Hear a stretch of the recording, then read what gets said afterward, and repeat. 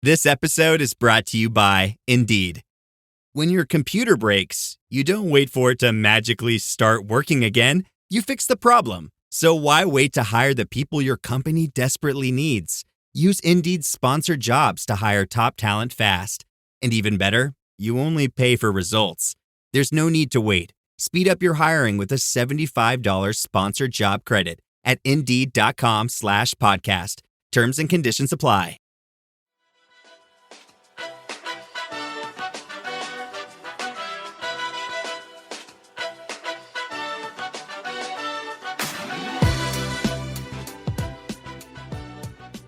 But look, Senator Harris, you're entitled to your own opinion, but you're not entitled to your own facts. You yourself said on multiple occasions when you were running for president that you would ban fracking. Vice President Pence, once again, you've provided the perfect segue to a new topic, which is climate change.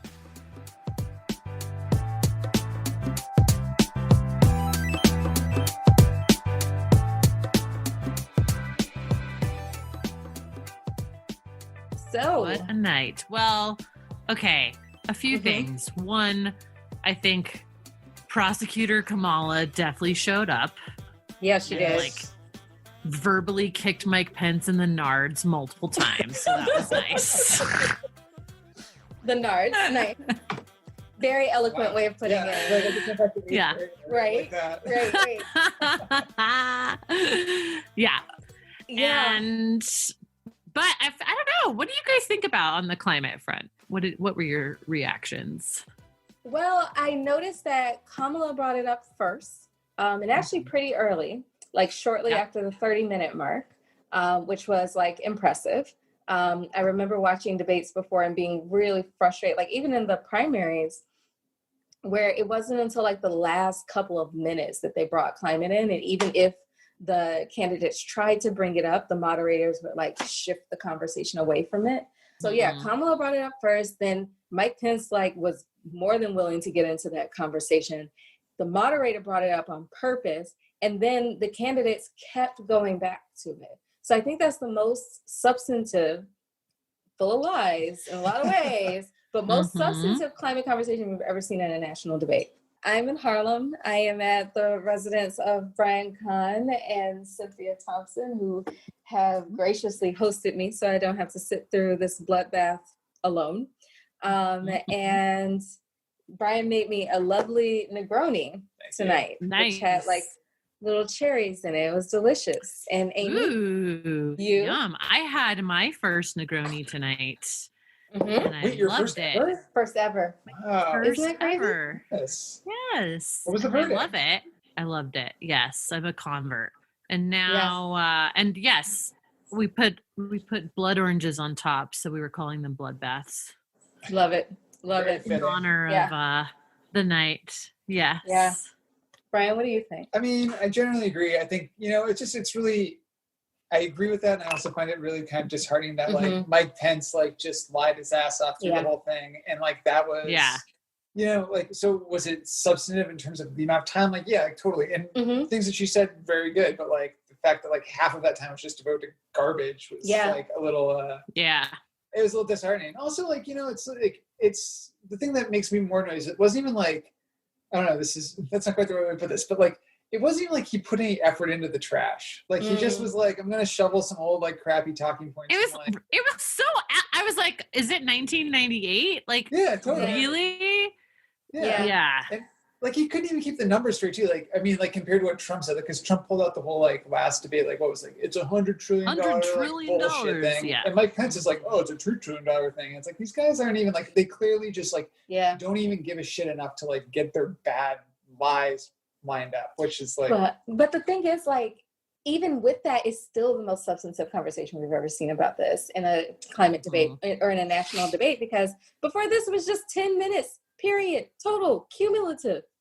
So the fact that we got this much, even like if you cut it in half, the part that Kamala was saying was substantive. And I think like she's hiding something when she says like, we're not going to ban fracking, which something that Amy knows a lot about actually. I kind of don't understand why they're just seeding that talking point though. They're letting the right frame it as banning fracking is bad because it loses jobs. Like, why? I don't know why she doesn't come right back to that and say, fracking companies are going out of business right and left. They're laying off their workers. They're not giving them any, like, they've only hired this many people. None of these companies have ever made money. The only way people have made money is like the first investors who made money off of later investors. That is a pyramid scheme.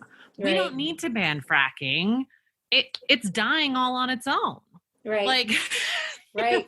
It's like, or why she doesn't point to like, like why she doesn't talk about the fact that it's like the most government subsidized form of energy, and that it is like poisoning people, and that the people in the states that have fracking don't fucking want it. Like, right. They're also worried about Pennsylvania. Pennsylvania voters don't fucking want fracking.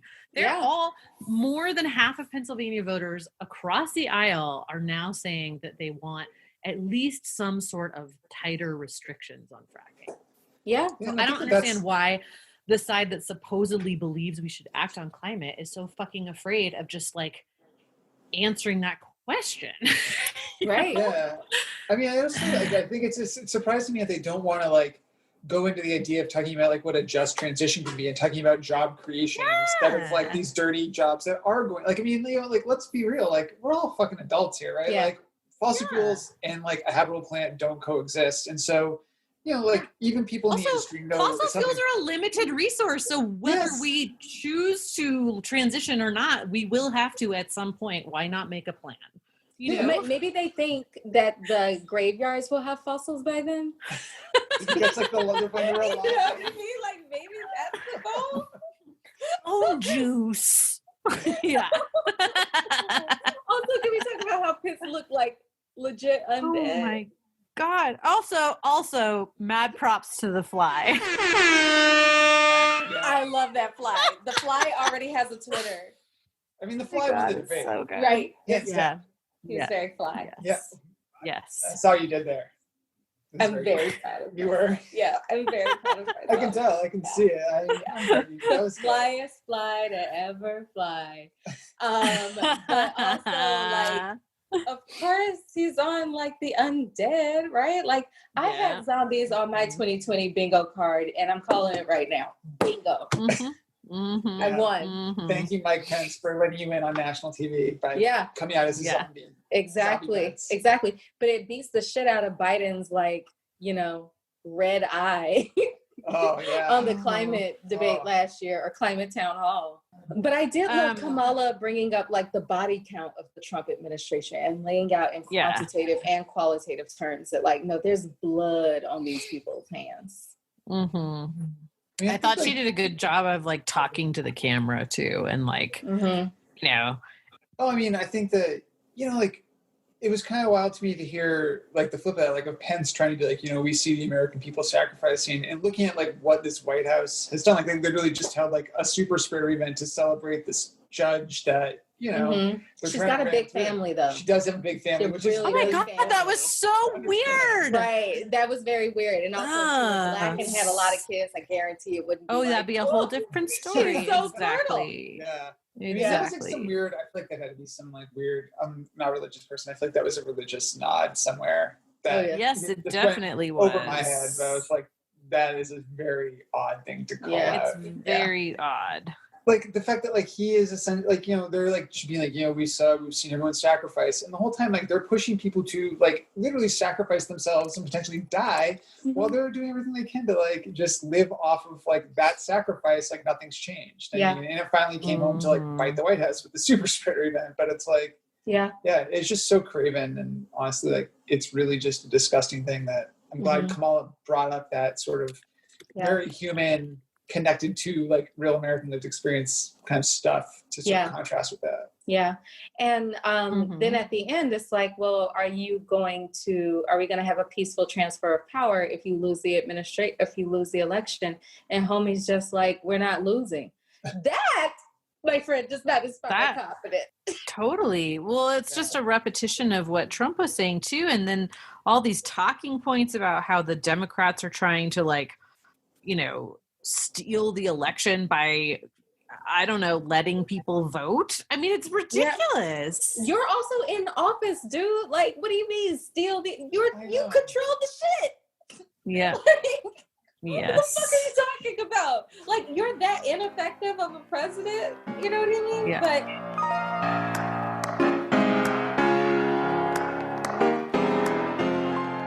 I have a good one for you. I have a good one for you guys about Stephen Miller having COVID. Are you ready? Wow. Yeah. Yes. It's not really like in joke format. It's just a pun. Mein Kampf. Oh man.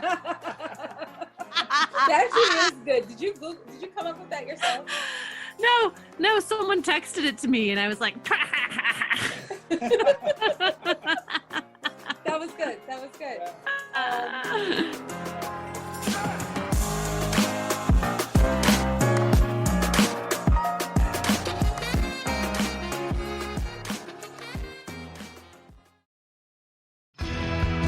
You know that feeling when someone shows up for you just when you need it most? That's what Uber is all about. Not just a ride or dinner at your door. It's how Uber helps you show up for the moments that matter.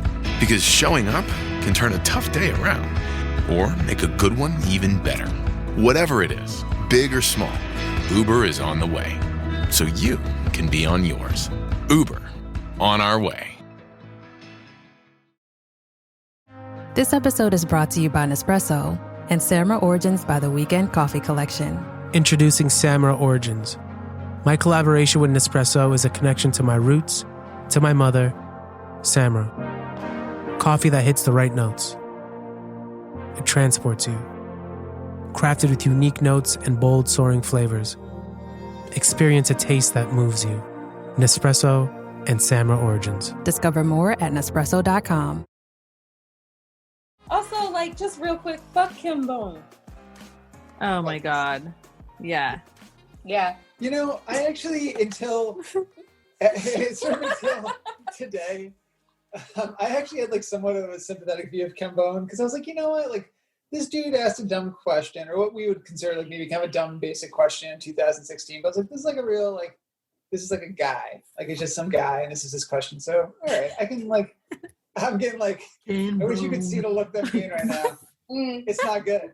I'm still gonna go out and say that. I was like, you know what? Like, I feel like Kim Bone is a good example of like people who are just like, all right, this is the level of knowledge that many Americans are operating on, and not that we need to all be like very little. Yeah, very little. Very little. Exactly. But I thought that was really informative. Yeah. It's like, okay, well, I know this, and like I feel like I can understand the information environment that I need to operate in better. But after he came out today and was like, I'm voting libertarian because the other options suck. Yeah. It's like, wow, buddy, you're really actually just really fucking dumb. And who is in Kim Bone's circle is what I want to know.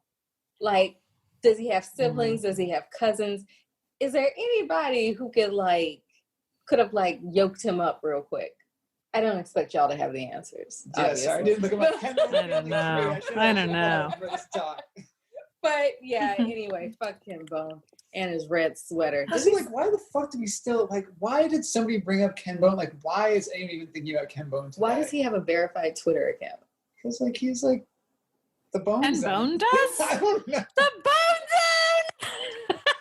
Like a thing, dude. Gotta verify the Bone Zone. Oh my goodness, no.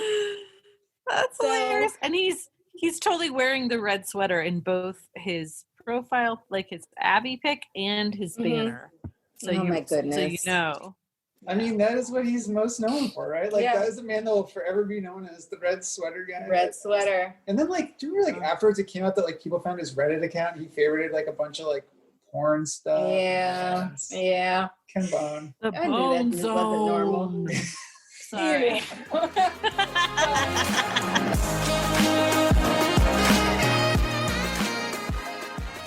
Going back to the climate conversation real fast, another thing that I find really frustrating about those sorts of conversations is that the Democrats always like seed the ground of like making it about job creation or job loss. Yeah. When it's about lives saved and lives lost. I know. I don't understand why they don't turn the pro-life thing on its head with that. Right. Yeah. You know, like I never understand that. Yeah. Also, I really don't understand why Kamala didn't go like, actually, no one is advocating for abortion at birth. Yeah. That's not a thing. How do not you a thing, sir. Like, yeah, I was like, I don't think Mike Pence understands where babies come from or how childbirth works, but that's a whole other story. They come from mother, Amy. They come from mother's loins. He's so gross. Yeah. He's so weird and alien. The man is a vampire, and I guarantee this. Wait, vampire or zombie? Vampire, zombie? Why can't it be both? I mean, I wouldn't put it past Mike Pence to have a little bit of each. One eats flesh, the other eats blood. Fuck it, he eats people. Yeah. Cannibal. True talk. Undead cannibal. Yep. This is definitely taking a turn.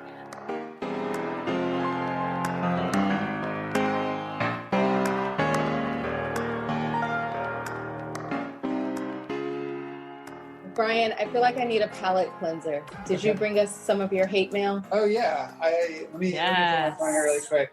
Yeah. I got a really good, like, solid, I'd say like a solid 7, maybe 8 hate mail today. Nice. Had a lot of good qualities to it. Everything was in all caps. Yeah. Okay. I was going to ask. Yeah, literally, like, it's 7, 8, 9 paragraphs. It's like 9 paragraphs of all caps. Oh my gosh. Wait a second. Before you get into it, listeners, Brian loves his hate mail. If you have not heard like the first installment of Brian's hate mail letters, go back to our episode with him from like August or so.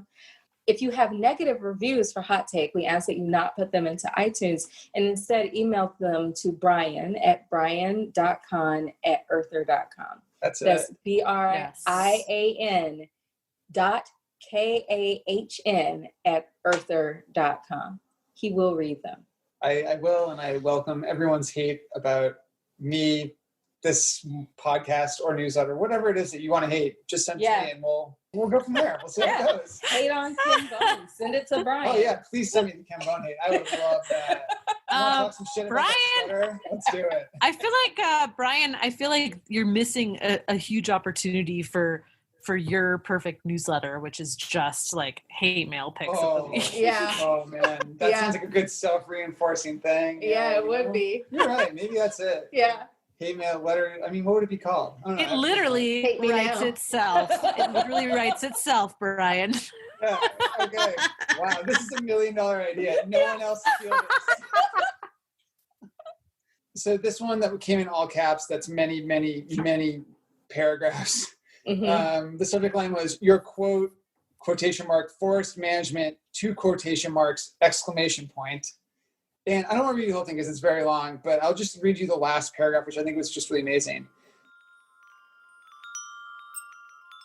Then Brian, Uncle Sam will say, Brian, I know no Brian, and you do not know Don Trump. So USA is full of double quotation marks, no nothings. That's it. That's not even. If I read all of it, would it have made sense? No, it actually wouldn't make sense. That didn't make any sense. No, it's great. This person, their signature includes their email address. It says they're a writer, and it also just includes the words university degrees. University degrees. That's it. Right? There's so many. It's like not even Can't worth list it. them all. Yeah. Okay. So that's all right. That was a pretty solid one. Yeah. So I got a really good one where the person just told me you are a fucking moron. Okay. It was pretty sweet. Yeah, you could have tweeted that, but all right. Yeah, that was pretty basic. Yeah. I got a good one from I think this must have been after, it was actually a piece on like California having its first 1 million acre fire. The gigafire. Yeah, and people got really mad about that. So I get this one that says lack of facts. And this one reads, you have no basis in fact for any of the statements you have made, which makes me wonder who pays you to spew this trash and why. Stop spreading stupidity and expecting people to mindlessly accept it. Get a real job. Get a real job. What's their job? Get a real job. In their subject line? It was not. I mean, it might have it was probably too long to list all the cool jobs they had. So yeah. It's they didn't even sign their name. That was the worst part. I was like, that's rude. Tell me who you are. Yeah. And actually, this is one that I think you'll appreciate. This person may actually be a Hot Take listener because the subject line is just, come on, man. And this email begins, hey, Brian, I know you read your emails. You said so. Even the ones criticizing you, even abusing you. I want to take you for a wild ride in your imagination. However, truth be told, every bit is true. And then it goes on into some crazy fucking conspiracy stuff about cars and macro-sizing them, and I don't even know. Does Elon Musk make an appearance? No, he does not actually. That's weird. But this person did tell me to get back to them. They gave me their cell phone number. It's very nice of him. What is it? I'm not going to tell you on the air, but if you want to text my buddy Peter after. No, I want to FaceTime with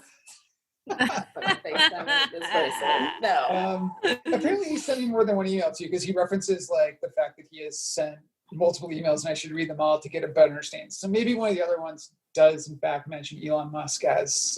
you got to read the trilogy.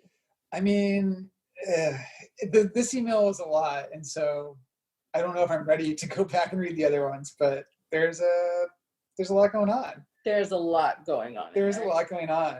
I actually also got some really nice ones. Someone just sent me an email with just the subject line that said, "Enjoyed your My Haters article. Great job." It's like, oh, that's very sweet. I welcome nice mail too, just for the record, folks. Yeah, but you can, if you have nice things to say about Hot Take, you can say them to us. Yeah, send them the nice stuff. Yeah, leave them a nice review. Yeah, but then you can send it to me too. You can CC me on it. It's not how iTunes works. Okay. Really? Yeah, no, it's not how iTunes works at all. I gotta get copy so that technology. you're just what you're saying to me is that you have not left us a review in iTunes. Oh man.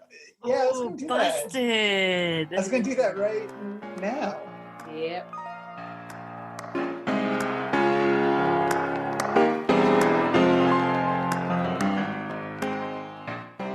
Why wouldn't they let the butterfly into the dance?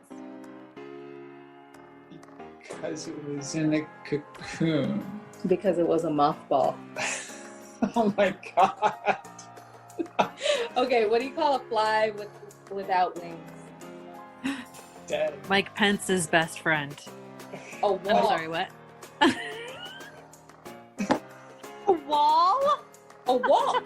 It's not a fly, it's a walk. A walk. I get it. I get it.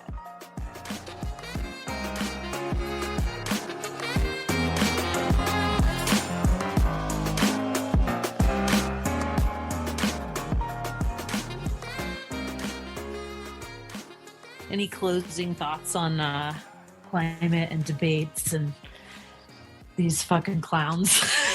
I feel way better after watching that than I do after watching the last one. Yeah, that's true. Yeah, this gave me like a shot in the arm that I needed. Kamala's history as a prosecutor has never been more clutch. Yeah.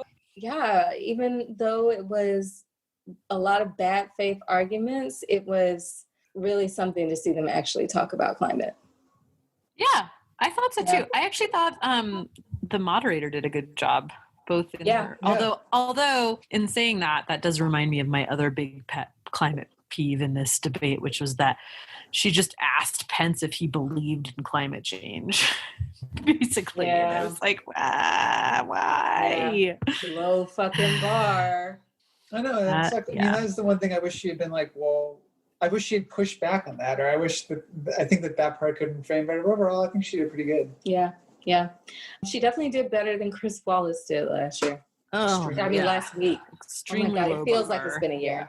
Fair. Yeah. I will say this is like my thought is, she did better. Chris Wallace did whatever Chris Wallace did. But I think that it points to the fact that they really just need some really smart people to ask climate questions. Like, I don't know, some folks talking right now, perhaps, about these things. Are you pitching yourself to moderate the next debate? Oh, it's pitching all of us, but if you don't want to, I don't think I could do that without cussing. I think that there should be cussing in debates, actually. It would be a lot of it.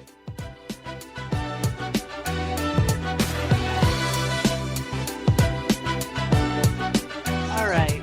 Well, we'll see if either Pence or his pet fly spread COVID around everyone in that debate later this week. Or is he the fly's pet? Oh, yes, actually. Wow. I know. All right. I gotta get back to the other side of Harlem. Well, thanks for joining us, Brian. And thanks for having me. Yeah. Yeah. And thank you to our subscribers who joined the debate chat. That was fun. Yeah, it was really fun. Those are the real hot cakes. Oh, Roscoe, do you want to tell me how you feel about mayonnaise? Come here. All right, let's hear it. What do you think of mayonnaise? Nah. Yeah, that's right. Did you hear that, Mary? I love this kid. It's the only right answer. I love this kid. All right. Going places. Night, night, guys. Good night. Bye.